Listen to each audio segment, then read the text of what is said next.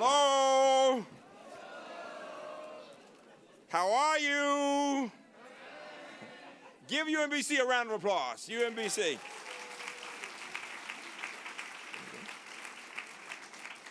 So we have a treat. We're gonna start with wonderful statements from three of our students, from Senadine Pradapilo, and then from Tatina Sirik, and then from Michael Barati, and they'll tell you about themselves. Give them all a round of applause.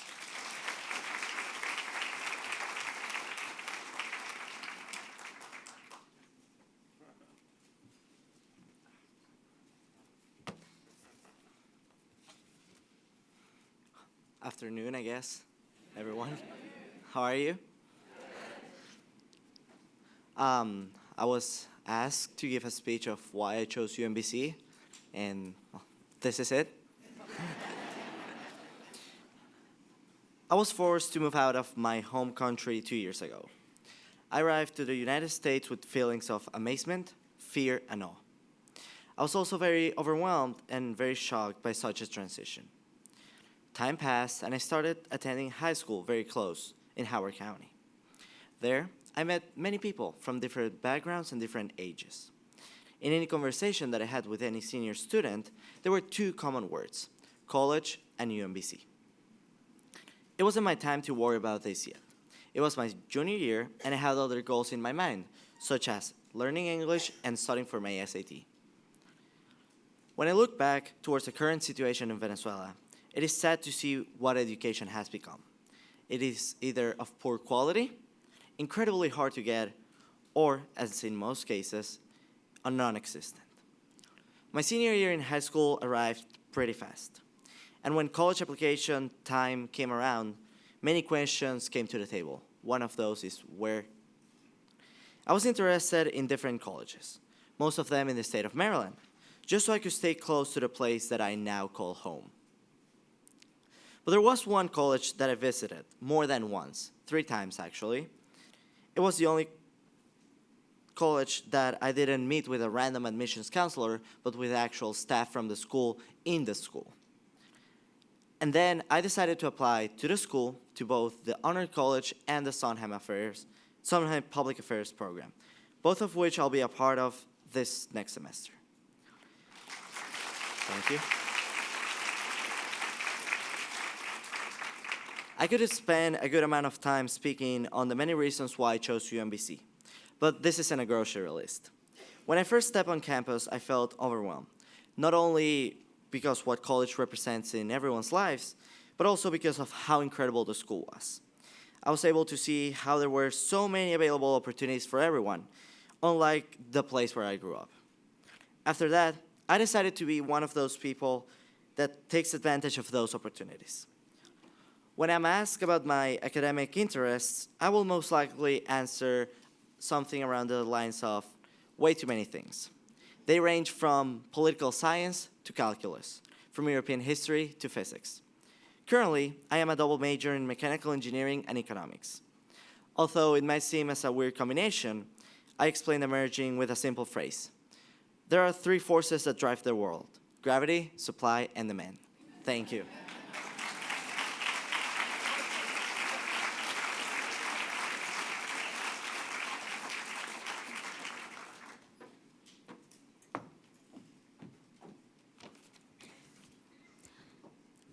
Good afternoon, ladies and gentlemen. My name is Tatina Sirak. I graduated from high school in 2016, and I'm joining the UMBC community as a transfer student from Montgomery College this fall. My passion in pursuing a career in life sciences started when I was a 7-year-old girl. I was listening to a radio show about agricultural engineering and how the science was helping farmers reduce the use of pesticides and improve yield of productivity. I was highly fascinated, and I knew it was what I wanted to do. But research facilities and opportunities were limited because I was told it's hard for a woman to go farther in this career. As a result, academically, I chose to pursue a different path while I was in Ethiopia. In the spring of 2017, I got a chance to come to the US, where women are not told no, and join Montgomery College. I majored in biological sciences, at my stay at MC and strongly considered to go pursue it at the university level. However, I was concerned about viable career opportunities, and that was when I learned about translational life sciences that was going to be offered at the UMBC. I had a gut feeling that LST was going to be the perfect opportunity because it will allow me to do more applied research as well as provide me with a foundation to pursue a great variety of biotech careers. And boy, am I glad that I went with my gut feeling. I've had the opportunities that I didn't expect I would have because I joined UMBC. This includes being hired as an assistant intern at the University of Maryland's Biotech and Research and Education Facility, as well as meeting and having faculty members as supportive as Dr. Anika Wayman and Miss Abigail Granger, even before I was officially part of the community of the UMBC. Finally, I would like to thank my family who couldn't be here. Without their ongoing support, I wouldn't have had this smooth transfer. And as the semester begins, I look forward to working with the amazing faculty members at the UMBC and learn more and, of course, graduate. Thank you for having me.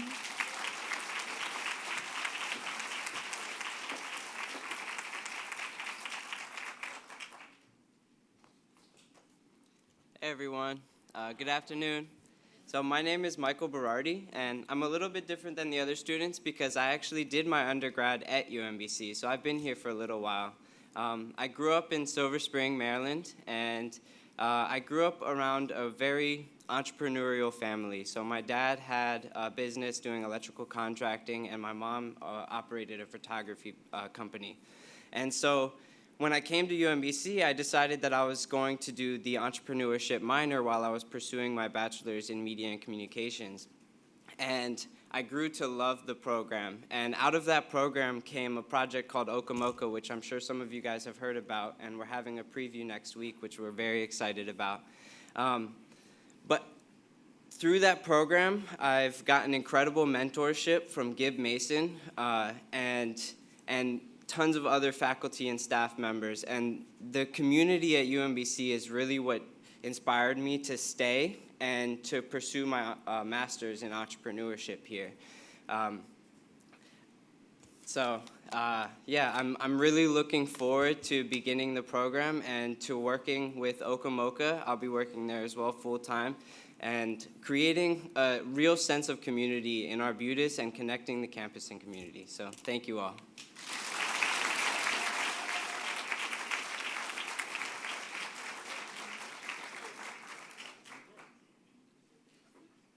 So you're going to get a chance to see the entire State of the University address on the web, as you know, on the website, and there's so much. I mean, every year I get frustrated because there's so much I want to tell you about all the great stuff that's happening, and we can't get to but a few minutes of it, and so it doesn't work well. So I thought this year I would do something a little different. We have been accustomed to having one or two of the vice presidents speak. We're going to begin today with wonderful statement from Lynn Schaefer, who will talk about construction, but also some about the budget. Then we'll have Philip talking, and then Nancy, Carl, Jack, and Greg, and I'll bring up the rear. Okay, so let's get ready to hear them talk. All right, we'll start with good news from Lynn Schaefer. Give her a round of applause.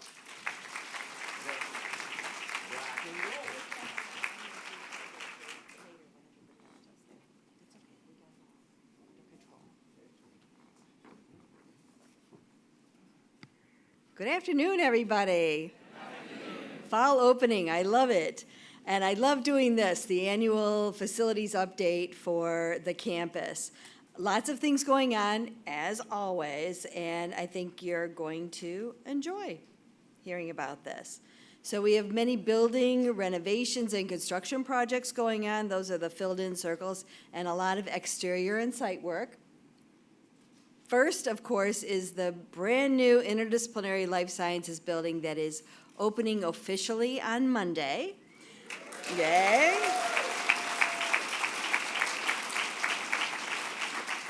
There are 8 active learning classrooms, 4 seminar rooms, 4 teaching labs, 9 flexible and adaptable research laboratories, 8 animal holding rooms, and a lot of other core facilities spaces. So here is an image on your left of the teaching lab. Just that they all sort of look the same, the beautiful new teaching labs. And then on the right is one of the active learning classrooms. Again, 8 active learning classrooms and 4 teaching labs. Here's a research lab on the left, and these are expandable and contractible based on the amount of activity that's going on. It's a wonderful new model that we're very excited about. On the right is the writing space and space for study and other kinds of things on behalf of the researchers and the grad assistants. So for the building, we have our second public art project in the atrium in the middle of the building. This is called In Flight. The artist is Volkan Oklanoglu, who was selected by a campus-wide committee, and he designed this specifically targeted to UMBC and our community values. I'm going to see if this animation will work here. It is. So you can see the actual installation of the artwork. It was a very complex, very amazing thing. And those of you who were here last year will remember this. And there we go. Now we'll run it all the way to the end. There it goes. The crane's almost gone.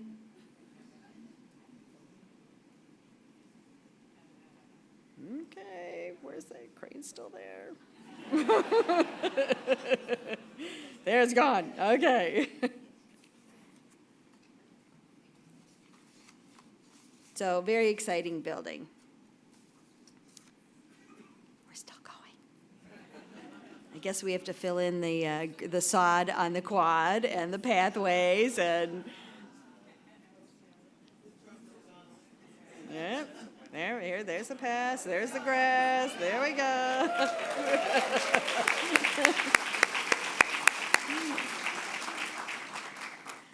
On the other end of the spectrum, we're replacing the roofs on physics and engineering. And one of the wonderful aspects of this is we're building research platforms on the roofs of both of those. So for safer and expanded research opportunities on those roofs. We are repairing the facade of Sherman Hall. Some of the bricks are pulling away, and so we're fixing those as we go along, piecemeal, until we can get funding for the complete renovation of Sherman Hall, which we're working on.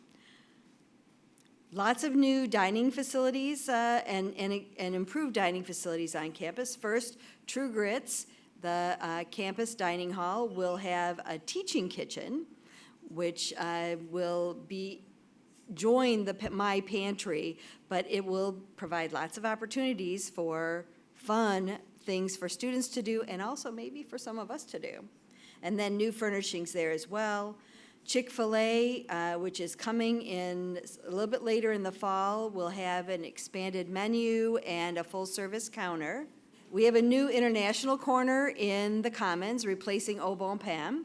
So in this spot, we'll have Masala and Halal Shack, both which will provide halal food, and also a rotating world cuisine station informed by student choice.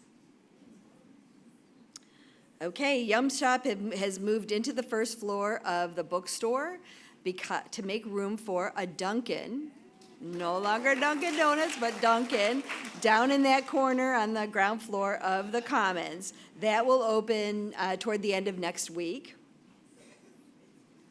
We've been making great progress on all-gender restrooms over the summer, and including the creation of this all-gender restroom that is adjacent to the Retriever Learning Center and accessible from the Retriever Learning Center.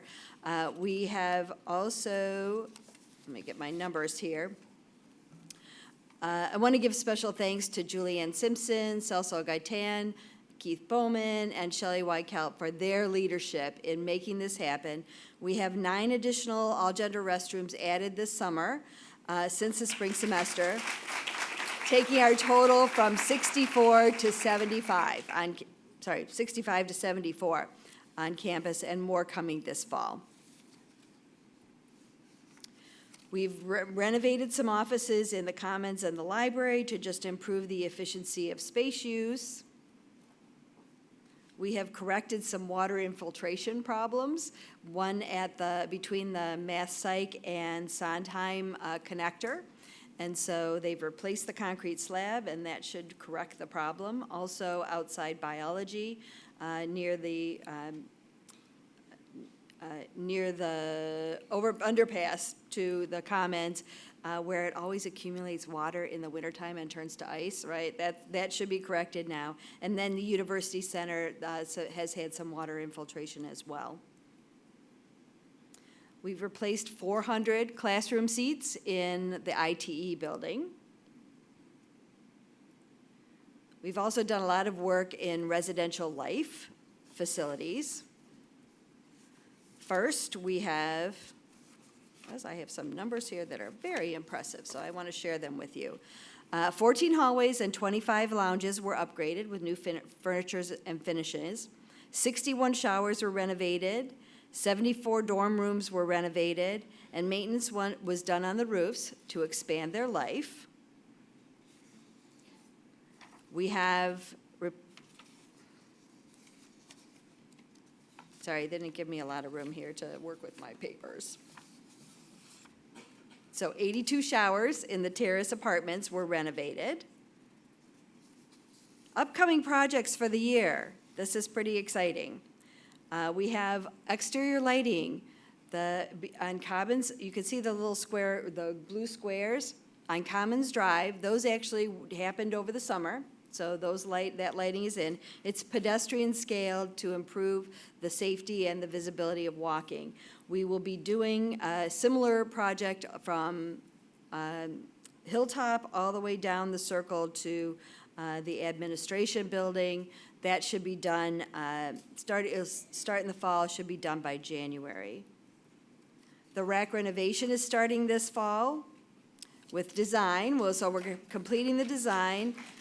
Yes, construction starts in January, completed by August of '21. It's going to be phased, so certain parts of the building will be open while it's under construction.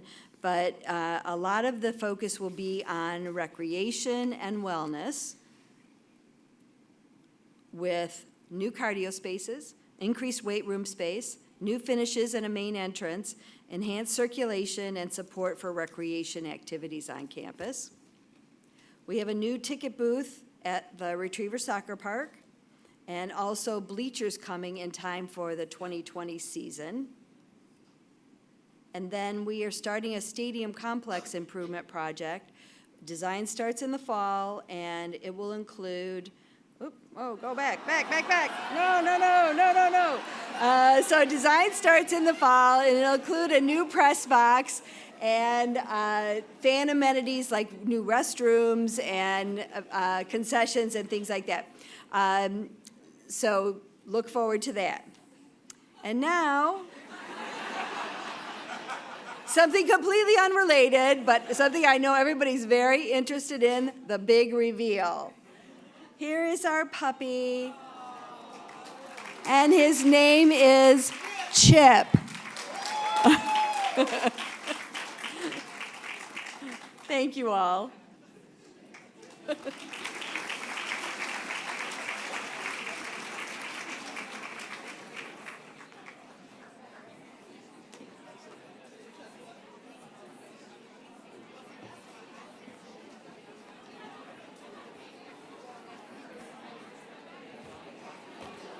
Well, good afternoon, everybody. I don't know how on earth I'm going to follow that. I've never followed a puppy before. But at least its name wasn't Philip. First and most importantly, I just wanted to take a few moments to thank everyone here today, and all of those who actually can't be here today, for everything that you've done and will continue to do to support our students and our UMBC community. thank you for everything that you do. Our community has always gained strength by each of us sharing with others our own unique personal story, as our students did with us today. And that gives me an opportunity to quote Rudyard Kipling, who once said that if history were taught in the form of stories, it would never be forgotten. And so perhaps our culture, the UMBC culture of telling our stories, represents both our desire and the reality that each one of us is an important part of a shared history, the singular and remarkable story of our UMBC community. A community through its commitment and hard work has dedicated itself to creating a new model of the public research university. So here we are at the beginning of a new academic year. And part of what we do today is celebrate our accomplishments, our collective accomplishments, and also look to the future. Yesterday, we held our annual university retreat. We had just under 300 people from all across campus join us at the retreat yesterday.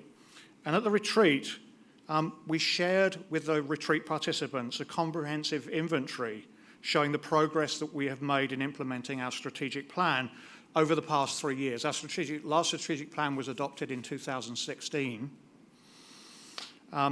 The progress that we've made together in alignment with the goals and objectives in each of the focus areas that were contained in that plan: the student experience, collective impact in research, scholarship and creative activity, innovation in teaching and learning, and extending the UMBC community. So I'd like to invite you today to review that inventory. It tracks the accomplishments over the last 3 years, some accomplishments last year and towards the future. You can find that at our planning website, planning.umbc.edu. If you type in UMBC planning, you don't get my face. What you'll get is directly to that site if you can't remember the URL. And last year, and one of the reasons we put it on the web and we don't have me talking about it at this event, last year that inventory was 30 pages long, describing all the activities that were related, all of your activities related to the strategic plan. This year it's just under 50. So I really invite you to take a look at that and review it, and to understand a little bit about what we're all doing together as part of the university. I did want to mention one thing, though. I can't mention all of those things today. But there's one thing, certainly from the point of view of academic affairs, but I believe from the point of view of everybody sitting in this room, that's really important. And that's last year we achieved the highest graduation rate in the entire history of UMBC.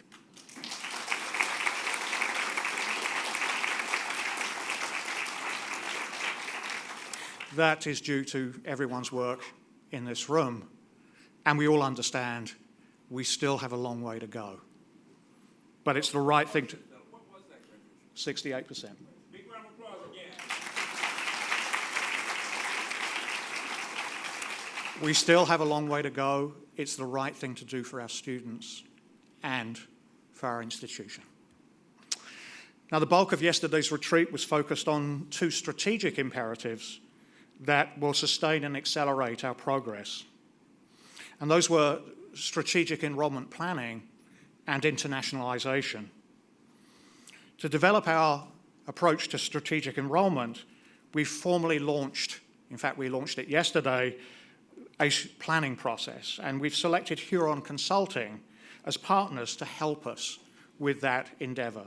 And so over the next few months, the steering committee, with assistance from Huron, will be working with stakeholders, faculty, staff, and students to develop a strategic enrollment plan for the university in order to build our enrollment and to better serve our students.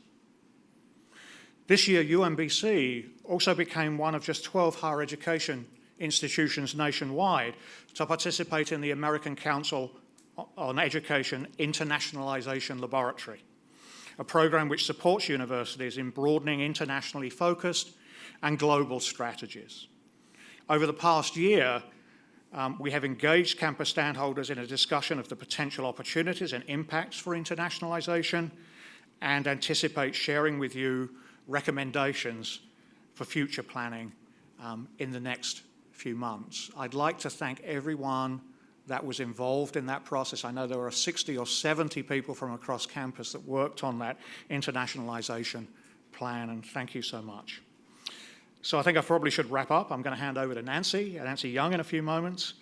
This is a time of tremendous opportunity for us and for our UMBC. And as I always do, I feel honored and privileged to find myself speaking to you today. I'm humbled by your fellowship and the opportunity to work as one individual to help us reach our common goals of advancing excellence in education, scholarship, and service to the benefit of all members of our society. I'd also like to thank you all for the support that you have given me personally during the past year. I'm eternally grateful to you and so proud to be a member of the UMBC family. And I look forward to working with you over the next year. Thank you very much, and now I will hand over to our Vice President of Student Affairs, Nancy Young.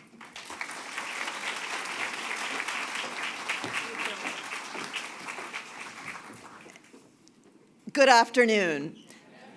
I always start this time of year with my own staff in the Division of Student Affairs full of energy, because if you've walked anywhere on this campus in the past week, you have seen students returning. This is an opening kickoff and a celebration, but we are already open. We know that we have athletes already training and practicing on fields, that we have resident assistants and student judicial peers, and a host of health peers and SEB and student leaders and grad students reemerging in their office on the third floor of the Commons, and the place just starts to feel alive again. Because each of our accomplishments that we celebrate and share really is about the core work and the core mission we do, whether that is about our students or in research labs to change the future. Lynn talked about facilities, and early in my career, someone gave me this sign that still sits in my office that says, "A school is a building with the future inside." And similarly, a university is a campus with the future inside. And so I think about those facilities and some of the things that we're incredibly proud of. I want to tie that to some of the comments made by our enrollment people that talked with some of us at the leadership retreat yesterday. And they showed a slide that said that some of the return on investment that students are so concerned about nationally is because many students are getting out of school, even those that make it out with their degrees, that are underemployed in positions that they didn't need a college degree for. I am so proud of our Career Center and the accomplishment that last year we hit a new number of 87% of our students are employed or in grad school immediately after college. And of those reporting employment, nearly 90% of them are in a field directly related to what they studied that required a bachelor's degree. So we can be incredibly proud of our return on investment and the investment. When people go to the third floor to pay their bill, I always say to them, you're going to the investment floor, right? Let's not think of this as paying a bill, but as an investment in your future. And it really changes the way they think, and I love that. So thank you to our Career Center, who were also recognized at NASPA, which is our Student Personnel Association, for best practices in international education and working with our international students as well as things abroad. They also launched the first year of the Maryland Technology Internship Program, which brought $350,000 into our budget with the support of Delegate Rosenberg and Delegate at the time, Delegate Jones, to support over 234 internships across the state at 93 different organizations, and we're pleased that they were picked to be the core institution. Really importantly, we read in the news, and I'm not sure any of us haven't heard or haven't seen in our classrooms or in our offices, the significant need of our students around mental and behavioral health. We are also really pleased to report that we will have entered a partnership with the Havenet College, which will offer residents, treatment, and ongoing support for sobriety for students who are struggling with substance abuse disorders in response both to the ongoing things we know about students with alcohol, but also with the growing opioid epidemic. What is so cool about this program is not only does it support students who can continue their education while working with a health concern, it creates an environment for students who just want to be in a space where they are celebrating their own sobriety, the sobriety of family members, and that partnership will open this fall. We have also partnered with United Way. They've launched a 211 program, which has allowed us to offer services for many of our students who don't always have the means to get the help that they need on our campus or in our community longer term. With homelessness, you know that we work with food insecurity on our own campus, but this expands our ability to work with 300 campus community partners across our states, connecting students with free services. The even better part of it for me is we are able to extend those services to staff and to our contract employees who often also struggle with accessing community services. Care at home means that we've also added new counselors and case manager referrals, particularly with trauma-informed practice and area in sexual assault. We celebrated the 15th year and anniversary of the Mosaic Center, and we know that as we hear news reports every day, for many of us it's an interesting political conversation, but for many of our students, whether it is students with families who have come from other countries, if it is students who hear things said in derogatory ways about them in the daily news, many of our students are struggling to feel included, not just on our campus, but in our country. And so as we celebrate that 15th anniversary, we also are pleased to announce that we have added additional staffing to help all of us across our division increase our own skills, to create an even more inclusive environment. And we welcome Dr. Jasmine Lee in the newly created role of Director Inclusive Excellence. And it is not her job, thank you, solely to do that work. As I remind my staff, and I'll remind you, it is her job to provide expertise to remind all of us that inclusion and welcome is all of our jobs every day, and we are thrilled that she's going to be helping us do that. She will also be expanding our Interact program to help students figure out how to have those difficult dialogues. We've been able to run multiple floors for the past several years, but with her expertise at one of the schools that started the work in difficult dialogue back in the 1990s related to affirmative action cases in the courts at that point in history, to lead us in a major effort to expand and make accessible to every first-year students in residences and eventually to our commuter undergraduates in skills to actually talk with each other across difference while learning to manage our own emotions around that. Finally, Lynn talked about food service, so I won't go back through those buildings, but students spoke, and we also heard our consultant yesterday talk about how many schools don't think about some of the basic things as simple as food. And I love that you heard her say that many of those food options, we now have kosher dining, halal dining, food for palates around the world. And whether you need that or eat that yourself, it is a symbol of welcome, and we're pleased to see that happening at fall. Around those difficult dialogues, I'm going to skip a lot of this, but a couple of things I want to highlight because I think it's important for all of us to know. Many of you have joined us in Partners in learning restorative practices, teaching all of us when conflict does happen, how we can enter a dialogue, how we can use words, listen to each other. And we're pleased that we were also the host for the Maryland State Conference, bringing 200 educators, community members to our campus to learn those same skills so that we can be seen as a leader in that partnership with our neighbors. We've launched the Center for Democracy and Civic Life under David Hoffman. That used to be part of Campus Life, but we've expanded that because we know that expanding our role as citizens at a public research institution is wonderful.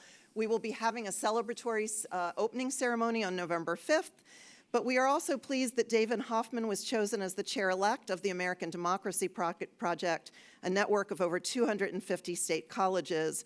And Romy Huebler will also be asked to serve as a program reviewer for many of those practices.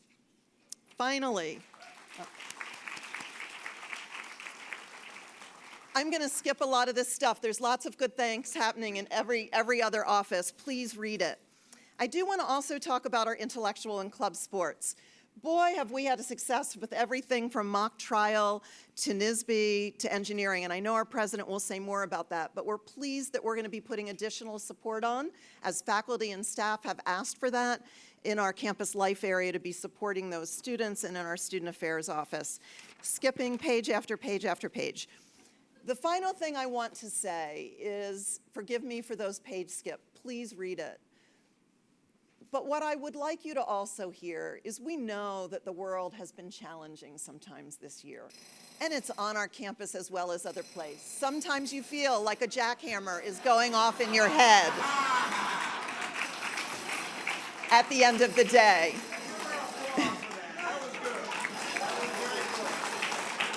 But what we know, sound effect, and what I'd like to give my thanks to, because what I am proudest of, is those staff that we never see, who stay late, come early, and show up every day, that have helped over 400 students who felt so hopeless they might not have wanted to be here, that have the difficult conversations with a community director at 2 in the morning, the bus driver that knows what their students are like and takes the time to notice an individual student that isn't doing that well on their way to school. It is these unsung heroes that will never make our website, will never make the daily things that I list to you that we are so proud of, that do the core of our work in student affairs. And to them, I also thank and want to kick off an amazingly good year. And I can't wait to see what we're going to celebrate next year.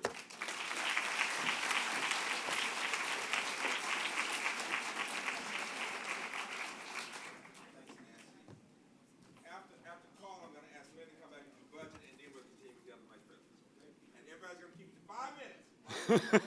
5 minutes. Start the clock. So I'm Carl Stein, the Vice President for Research, and this week is a very special week every year for me because this very event was the first day I came to campus 6 years ago. So tomorrow starts my 7th year, right? And I couldn't think of a better way to kind of bring everybody to campus. How many of you are in your first year here? Just a hand show of it. See, a lot. So you will know what I'm talking about. This is a really special day for everybody. As I talk with people outside of UMBC, neighbors and people around each other, they say, oh, so you were the university, so you're off for the summer, right? Exactly, right? And I have to educate them that this is a very, very busy and important time. And from the research side, this is where more than half of the work gets done in these 3 months, where our faculty are all over the world, or they are with their students and undergraduate, graduate students in the laboratories, and this is really the most productive time of the year from the research standpoint. So I just wanted to kind of remind all of you and thank all of you who are sort of winding down, coming back to campus or coming out of your lab to today to really launch the fall semester. I also, in my position, I work closely with our deans, obviously with Scott and Bill and with Keith, but really look forward to continuing the detailed discussion we have with the Associate Deans for Research, with Perminda Jacob right here. I'm not sure if Chuck Biebrick is in the room or Erwin Lavik, but these are the 3 Associate Deans for Research, and that is a really major commitment by each of the colleges because 5 years ago that position didn't exist on this campus. And it really shows how much we are growing this institutionally. When I look at the broader picture, I sort of have 2 words of how I look at research and how to develop our prominence in research, and it's partnerships and collaboration, right? We are very proud of how we work within Hilltop Circle with each other, and we do this probably as good as anybody or better. Right? We do not have the silos. We don't have the luxury to have the silos, and we understand smarter, quicker, faster is something that UMBC can do better than many of the large institutions.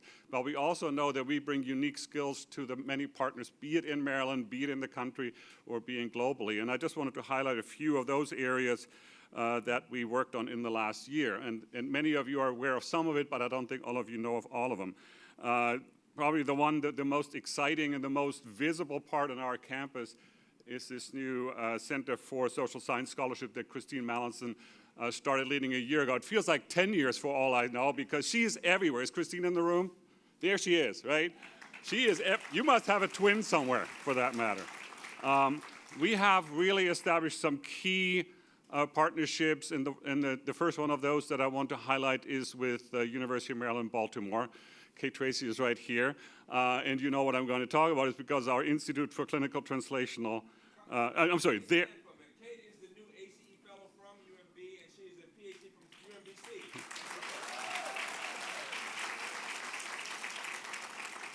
So welcome. I took note when Titina Sirac, our student, mentioned her desire to work in translational research. And I have to add this to my notes very quickly because the partnership with UMB has gone to another level by us formally signing an agreement, but really filling it with life, for us to become a member of this a relatively new UMB Institute for Clinical Translational Research that Kate knows as well, very well. We provide a new cyber and artificial intelligence core into that. We collectively feel we may be the first CTSA, Clinical Translational Science Award, that has this in the country. There's 60 of these, I believe, but the first one that really brings this new focus into this national set of centers. And in turn, our faculty who are in life sciences and who, some of them will move in the new building, but many of us are across the campus, will be able to participate in many of the offerings out of the ICTR Center. So that's a huge deal and a huge opportunity, I think, for both campuses, and it helps strengthen that. Second one is our very strong partnership with the Applied Physics Lab, right down the street, and we've known each other for decades, and really it's been sort of, we've known each other for decades. I think in the last couple of years, we've really spent some effort. Clearly, the director of the Applied Physics, Ralph Samuel, got his PhD from UMBC, right? And when Freeman and Ralph got in the room together and said, we need to do more together, then it's the deans and me and others who get to find a way to make that happen. Together with a lot of faculty, we brought about 40 researchers from Applied Physics Lab and UMBC together multiple times now, and that's really exciting. We're looking into the Institute for Trusted Space Systems and have a lot of companies coming in. And the third one I wanted to highlight on that end is the International Cybersecurity Center of Excellence. That makes us global. We are one of 6 institutions across the world that are launching and have formally signed and launched a partnership between Japan, UK, and US. And we just got about 8 o'clock phone call this morning with those partners and looking into people from Australia and from Europe and from all across the US trying to become partners in this. Last year, we had more individual awards awarded, as in research awards, than we had ever before. It was 712 awards, and that beat our prior record that we had 2 years earlier. So we're on the right track that more faculty are successful, not just in writing proposals, but actually getting the awards. They add up to about $90 million, but I love the fact that we have that many successful proposals that went out and were awarded. So give yourself a hand for that, please. As Nancy said, read the full text somewhere else, but 3, 4 I want to highlight on that quickly. A big part in NSF is the Career Awards. Every year, that's a major award for young faculty, and we're very proud that Aaron Smith out of Chemistry Biochemistry got one of those in this year. That is this 36th award to UMBC. That's actually a very large number, not just for a UMBC-style institution, but for any institution. That's the 5th one that we got in the last 3 years alone. So that's a big deal. Min Young Kyung happens to also be in chemistry, but she just got an RO1 award. For those of you who don't know, that's the major Gold Star Award out of NIH. And it fits into our commitment that we have made related to the building that we will double our RO1s on our campus in the next 3 to 4 years. And really thrilled that Min Young is setting the stage together with a number of other faculty who had prior awards there. Denise Maringolo, Jason Schiffman first in psychology got a major award from the Maryland Department of Health, and we have a lot of work with Department of Health going on. There's my hook. 2 minutes, Freeman. I want to give you two last things. One is, this morning, an hour ago, we got formal acknowledgement that a long-term proposal led by Tamara Mendelson and Chris Swan was officially awarded. That's a so-called NRT award. It's the renewal of what an IGERT looks like. Many of you know that. It includes faculty from all 3 colleges, and many of those new faculty actually will set up shop in the ILSB as we speak. And the last thing I'm going to leave with you, just yesterday, we submitted probably one of the largest proposals we have ever written. It has 61 partners across the nation. It looks like this, and it really sets a new stage for us at UMBC. It will provide a national center for cybersecurity and energy-efficient manufacturing. And we have gotten a tremendous amount of feedback from our partners across the nation of UMBC leading this really sets us up at a different stage. So a lot of thanks to everybody. Very excited about where we are, even more excited where we're going. Thanks for allowing me to share this journey with you. Next one.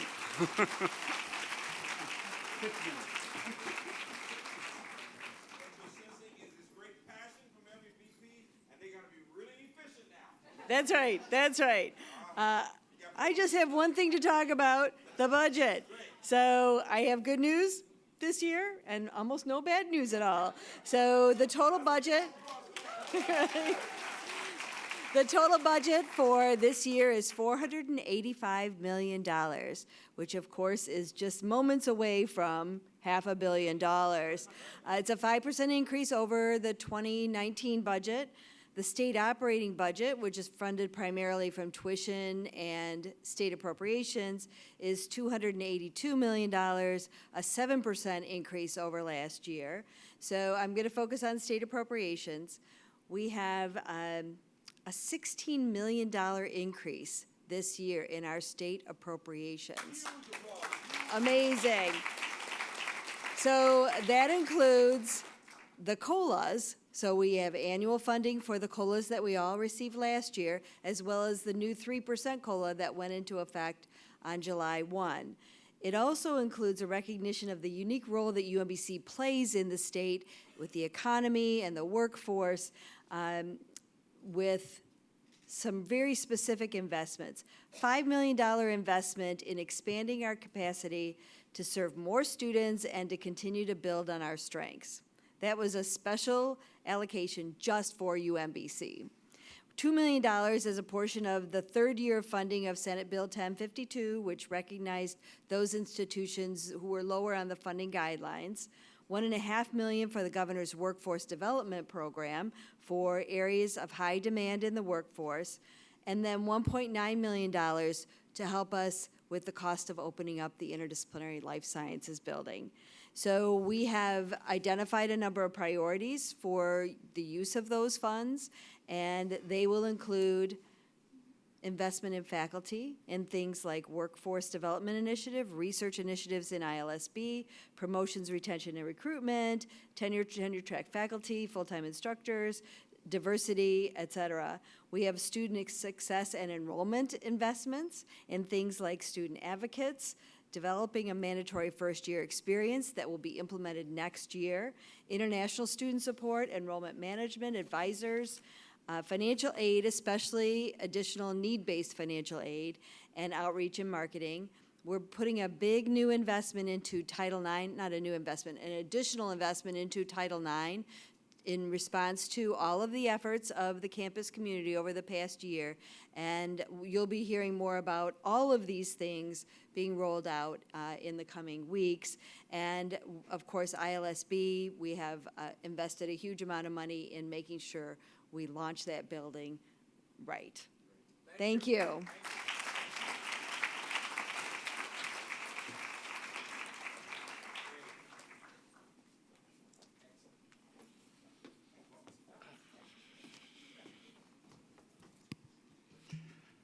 Hi, my name is Jack Seuss, and I'm the VP for Information Technology. While I was asked to talk about technology, really the remarks that I have to make are always about people and partnerships. The reality is that everything we do is really a result of working with all of you around campus to be making sure that we get things done. Given time, I'm going to ask that you read the remarks, but I'm going to talk briefly about 2 or 3 items that I think are important. First, I really want to highlight the support that we've had from the Division of Professional Studies, from the deans, from the provost. We've added 4 new positions in our instructional technology group. We're working with a lot of academic departments in delivering new online and hybrid courses. We're doing a lot of training with faculty to be able to think about accessibility. This is really going to be an investment that allows us to make better use of technology and support students and programs much better. So thank you. The second area that I wanted to just highlight was we had a great partnership with enrollment management and the professional advisors in rolling out new advising tools this past year. We've put out a new visual degree audit that students can use. We've added a registration guide that walks students through the process, and we've added a multi-semester planner. These are tools that students have been asking for years, and through working with all of you, we've been able to deliver. I also want to highlight something that many people don't know, and that is that we upgraded PeopleSoft to 9.2. This went so well that we actually did it under budget and ahead of schedule. And I have to, and I have to thank there were over 35 staff from around the campus who worked with DoIT to be able to make this happen, and this was really a big deal that it's gone so well. It positions us well for the future. I want to also sort of highlight the collaboration we've had with Dean LaCourse, with facilities around ILSB. This is one of those things when seeing all the active learning classrooms, looking at what the building represents, these are things that frankly my staff have been engaged with for the last 18 months, and it's just a wonder to be able to see them come to realization, and we're really excited about what we're going to be doing in the fall.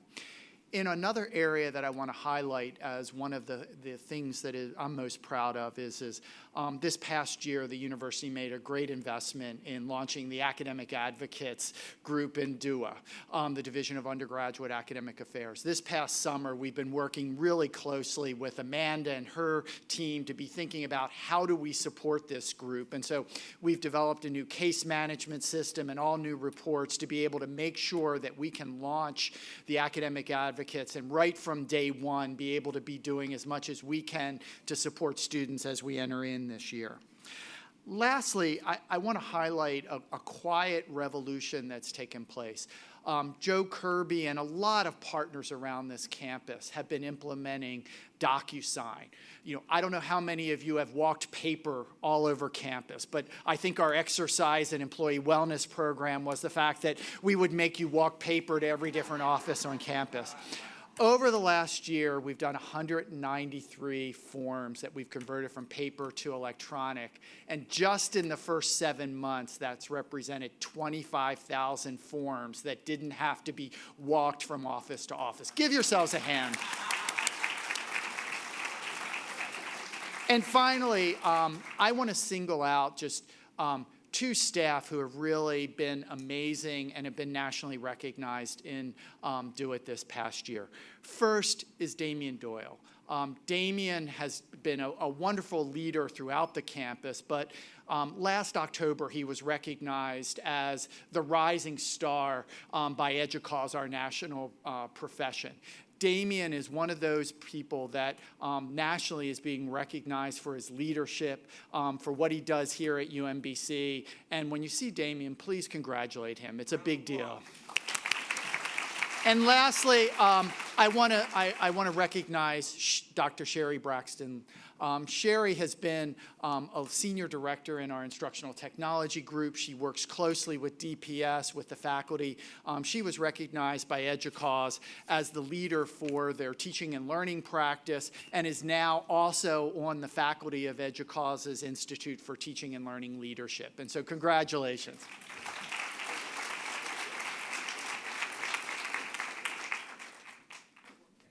Good afternoon, colleagues. I'm Greg Simmons, Vice President of Institutional Advancement. I'm between you and Freeman, so help him understand what it feels like. Laugh at all my jokes and clap a lot, okay? That's what we're going for. Make him sweat a little bit. Thank you very much. Give the Vice Presidents a hand, right? And the Deans, right? So kind of 4 categories that we'll go through really quickly to acknowledge the work that's happening and the things that will be coming up in the next year. First, the shield, the logo. Give it a round of applause, right? You know, one of the greatest compliments I heard about the logo was, it's so new, but it feels like it's been part of the place forever, right? That's exactly what you're going for. When it gives you a sense of who the place is and what it looks like. When we launched the new brand this spring, the Anthem video had almost 70,000 shares on social. We have seen increased traffic on the analytics to the homepage that's helping people learn about the place, understand how to visit and how to apply, which is really what we're trying to do, right? Get people to understand how to get from point A to point B so they can be involved in this campus and engaged in this campus. And thank you to you. One of the most important analytics that's hard to see is over 8,000 people have accessed the campus style guide to the new brand. That means you're trying to figure out how to use it and integrate it into the work that you do every day, whether that's on your email signatures, on your business cards, on your logos, on your event posters. So give yourselves a round of applause. When you think about, how people know about UMBC, a lot of people who don't have students or aren't interacting with the faculty or our staff, they know about the research park, right? The great news is the research park continues to be a really important entrance to the campus. We have over 130 companies in that place. We are supporting over 3,200 jobs, $270 million in kind of payroll impact, and a recent independent analysis showed it's producing over $486 million in economic impact and economic value to this state. That's huge. No other research park in the state is producing that kind of return, and we got to keep the momentum going. So many people know that Ellen Hemmerly, critical, important part of that, who built that place from a trailer with many of you in the room, retired this year. We're in the process of searching for her replacement. Can't replace a person like Ellen Hemmerly, but she's put that project in a place where we're getting fantastic people who are seeing what that can be and what it can represent in the future. So you'll be meeting that person as soon as we get him here, and we're really excited to have him join the community. Give Ellen a round of applause, right? You doing all right? Yeah.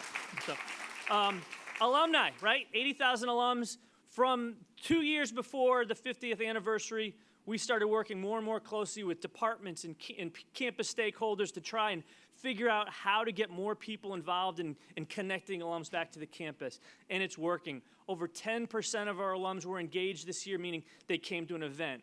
They gave money. They hired a student. They spoke at a panel. And again, that's not one office. That's everybody in this room finding ways to make themselves available and lowering the barriers to entry for those grads. So we're going to keep the momentum going in that work going forward. Think about homecoming, right? So October 2nd, we'll be celebrating our annual alumni awards. This year, we have entrepreneurs, we have a provost, we have public health leaders. If there's no better event over the course of the year to understand the impact that our graduates are having in their fields and across the country than the Alumni of the Year event. So make sure you come. Other homecoming events that you don't want to miss, right? The second best event to learn about the impact of our alums and faculty, GridX, right? Carl and his colleagues have been driving GridX for years. We're going to do official ribbon cutting to the ILSB. There are athletic events all over campus, from in the pool to the black and gold scrimmage with the men's basketball team. The men's and women's soccer team will both have big games, so make sure you're coming, supporting our students, faculty, and our folks on the field as they're looking to compete. And finally, I always start with the campaign stuff, and I really wanted to end with the campaign because it's going really well. So give yourselves a round of applause, and I'll tell you why. So we have a $150 million campaign. This year, we raised $14.9 million. We had a goal of a 12.5, and we raised 14.9. What Lynn will appreciate is not only that includes kind of new commitments and new gifts. We brought in over $15.7 million in cash. That means people who made commitments in previous years are paying on them, right? So that's huge. 7,500 individual gifts came in. That's 1,000 more than last year. Things like Giving Day. We had 500 more gifts come in on Giving Day this year from 38 states and 16 countries across the world, right? Again, that's the work of people in this room saying, hey, what we do is powerful. What we do is really important. Everything that you heard our colleagues talk about earlier today, and it's getting that word out, and it's helping people celebrate those things. And so keep doing that. It's important. I'm watching the market every day. I'm a little bit nervous, right? Because as of June 30th, when the market closed, our endowment was at $100,700,000. That's right? We crossed $100 million. So thank you, everybody. It's great to see you. Freeman Hrabowski. What's that? Oh, Maryland Chairs. Yeah. What's that?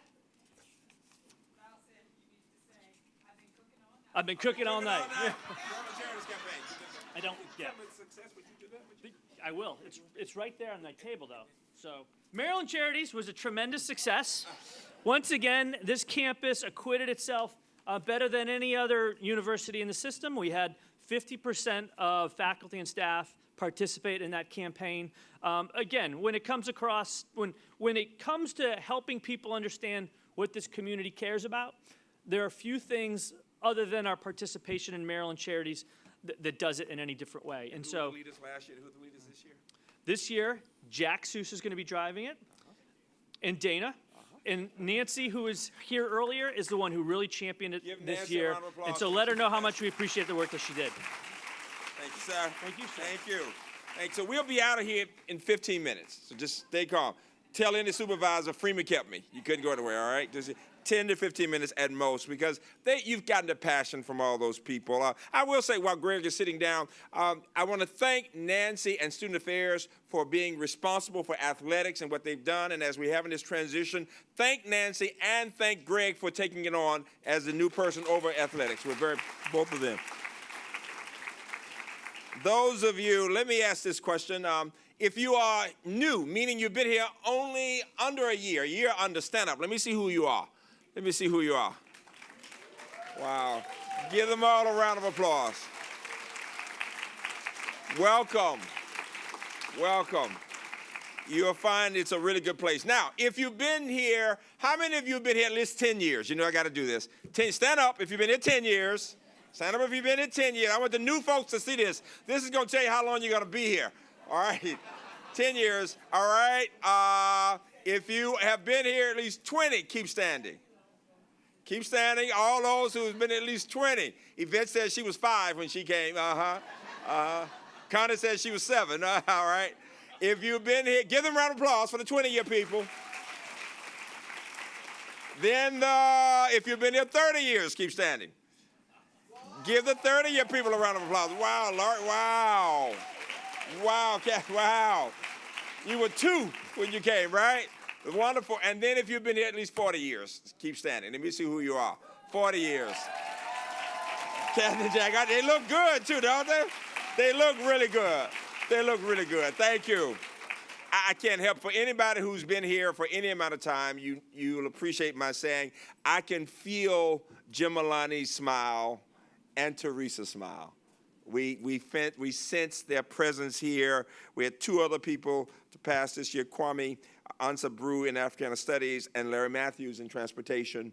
And then we had 2 students just recently, Ben Piasso and Robert Bo Kriegler, and then 3 very young alumni, Tom Fisher and Tom Carroll and Charles Bo Kriegler, to die. Very, very sad. I want a moment of silence for all of the tragedies and to celebrate the spirits of all those people.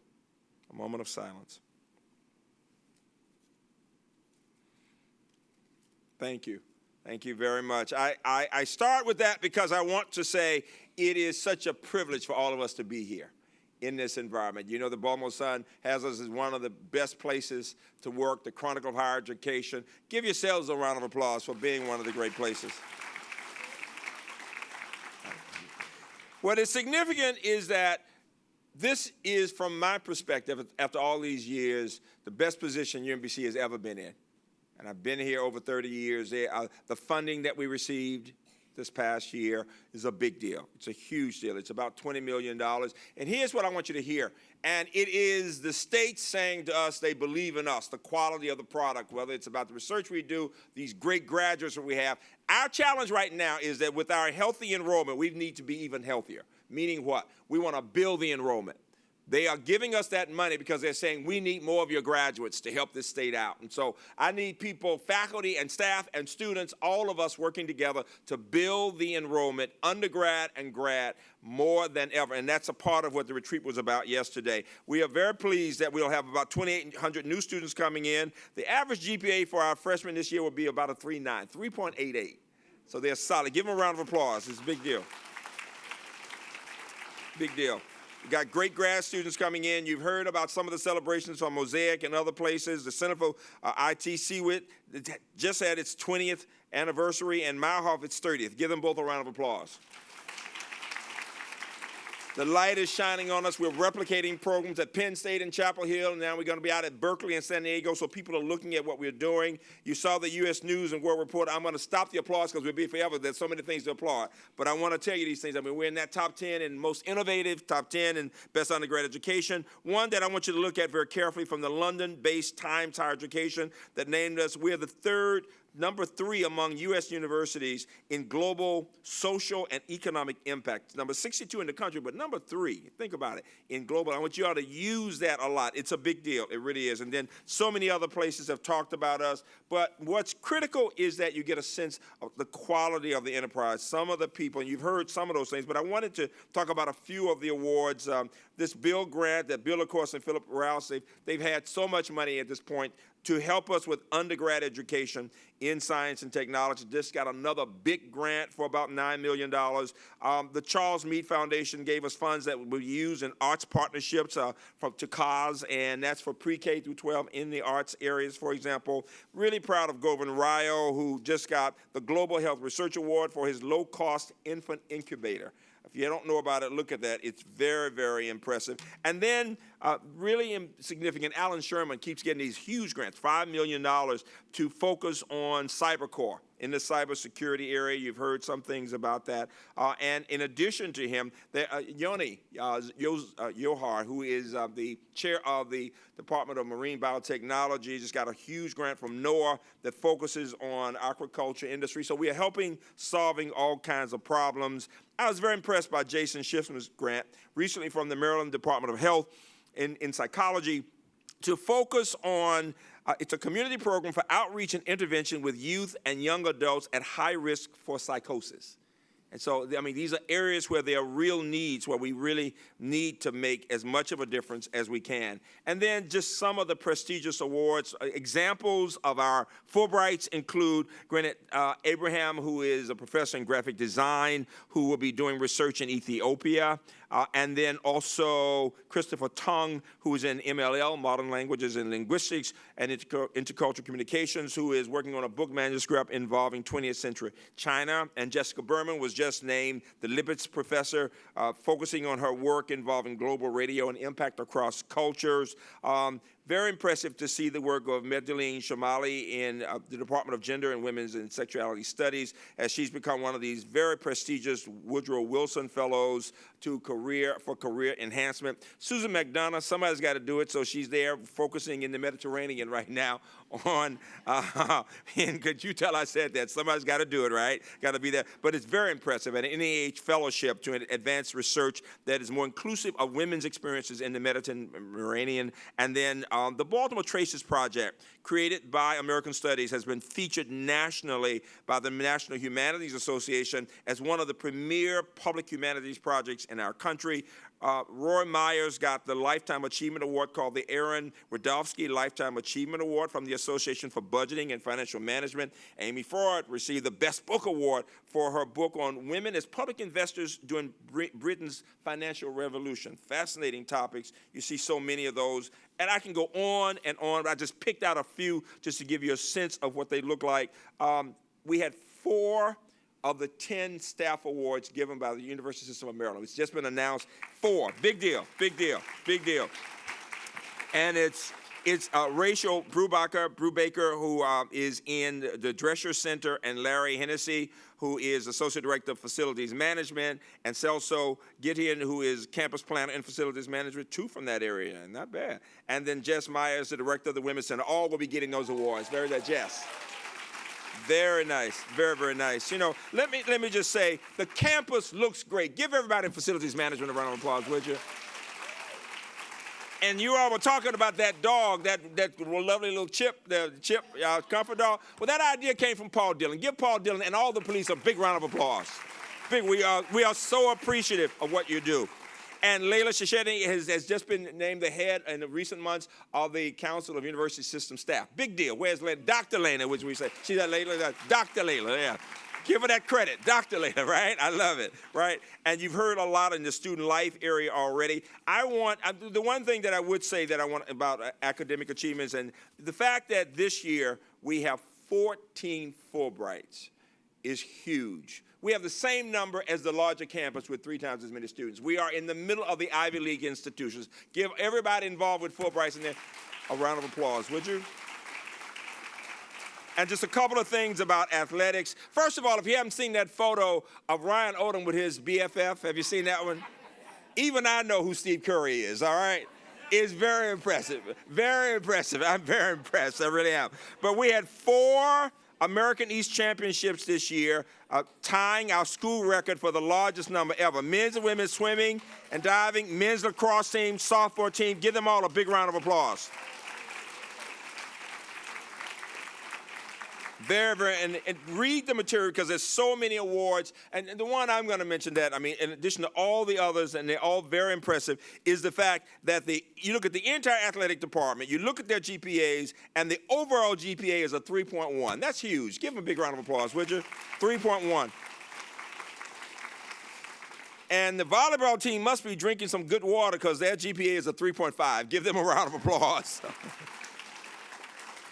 You know, nothing is more important on this campus than the safety of our students and our colleagues. And this is a very serious matter, and I'm going to be talking about it at the convocation, and I wanted you to hear a part of what I will be saying because we will be judged by our willingness to step up to the plate when there are difficult issues and challenges. And what we have said on this campus is we want to listen to the voices of our students, of our faculty and staff, and of our alumni about what we're doing well, what we need to improve on, and all of that. And so I want to thank the implementation team that has been working on Title IX, the students, faculty, and staff. Give them all, if you're in the room, if you're a part of the implementation team or part of one of those advisory groups, stand up. Let me see who you are, wherever you are. Please stand. All of you who are in the room, please stand.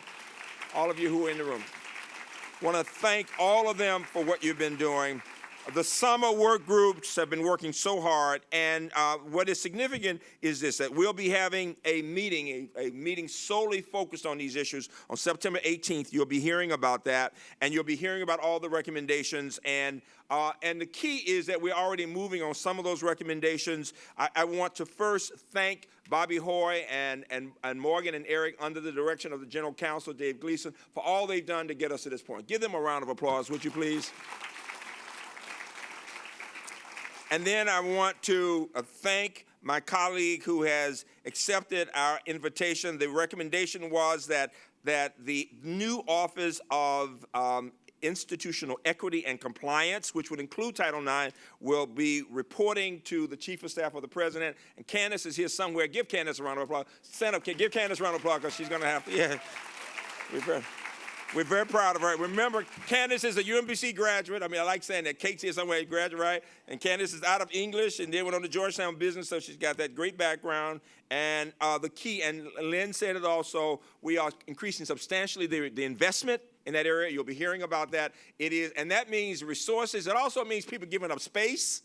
It's all these things, and when you show that you really care and that these matters. And this is what I wanted to read to you, because some of you will not be at convocation, but I wanted you to hear what I'm going to be saying to the new students, because people don't take these matters seriously until they're somewhere close to it. They think it's everybody else. Then it happens, right? So this is what I'm saying to our students that I want you to hear. And this is what it says, and this was given to me from some of our experts on campus who work on these issues, and they said, Freeman, you ought to think about reading this so people understand. And it's very carefully worded. Part of being your best self, I'm talking to the students now, means helping to create a community that is safe and welcoming for everyone. Over the past few years, in large part because of the Me Too movement, we are reckoning as a campus and as a society with the fact that we live in a culture where sexual violence and sexual harassment have been normalized. Unfortunately, statistics show that during their time in college, 25% of women, 21% of transgender, non-binary, or gender non-conforming people, and 15% of men will experience some form of sexual violence, and the risk is greatest in a student's first semester. This is why I'm reading this. I'll be reading this next week. Let me be clear. Sexual violence and misconduct are absolutely not tolerated on this campus. Give me a round of applause for that idea. We got to all be saying that a lot. Every report of sexual violence, domestic violence, and stalking is investigated, and we are dedicated as an institution to ensuring that our students are cared for because it's so important to our campus culture. You have already participated in mandatory training about sexual violence prevention, but I still want to take a moment to define consent. Consent is the knowing, voluntary, and affirmative agreement between parties to participate in a given sexual behavior. Consent isn't silence. It's not I don't know or maybe or shrug. Consent can be withdrawn at any point, at any time. And consent to engage in one kind of activity is not consent to do something else. If you're ever in doubt, stop and ask. The concept of consent is central to the culture we want here at UMBC, and you, our students, play a crucial role in making that culture a reality. It means asking if someone would like a hug when you're greeting them, as I've learned to do, and I'm a real hugger, but I ask now, I already do, wait a minute, and asking for and respecting the pronouns that someone uses. It means calling in instead of calling out those people who are making others feel uncomfortable, intervening when you see someone in a potentially dangerous situation, and knowing where to direct your friends or classmates if they find themselves in a moment of crisis. Those resources on the back of your new gold cards are there for just such moments, and I hope you won't hesitate to use them. Together, we can truly make strides to create a safer, more caring, living, learning, and working environment for everyone. Give that whole concept a round of applause. And so, as I conclude, I could not have imagined 30 years ago when I came here that we would have $100 million in our endowment. We didn't have $1 million in our endowment, all right? It takes money to make money, right?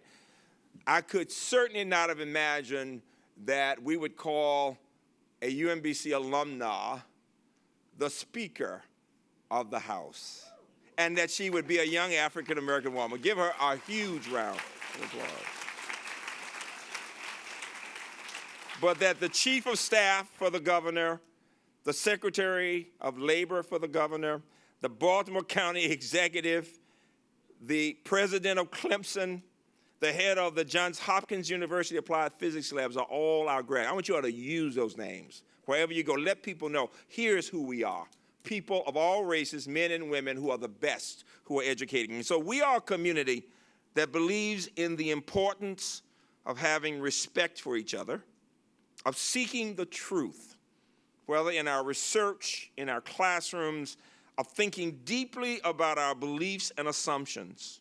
Nothing we do at UMBC is more important than this search for the truth and our role in teaching students how to think critically as they are bombarded with so many pieces of information. I often close with the words from Aristotle that excellence is never an accident. It is the result of high intention, sincere effort, and intelligent execution. It represents the wisest choice among many options. But I'll never forget a colleague saying to me, but what if someone doesn't have a choice, doesn't get the chance to have a choice? And it made me think that the nobility of what we do is that we are creating opportunities for so many people to have that chance to make a choice.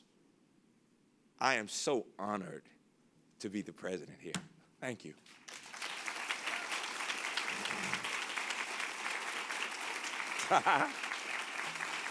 With that, I keep telling people you get older, you get teary somehow. With that, everybody stand up. We're going to do the alma mater. Nobody leave. It's very important that we teach our students and ourselves when the alma mater is sung. Out of great respect, we stand out of honor for the alma mater. Please.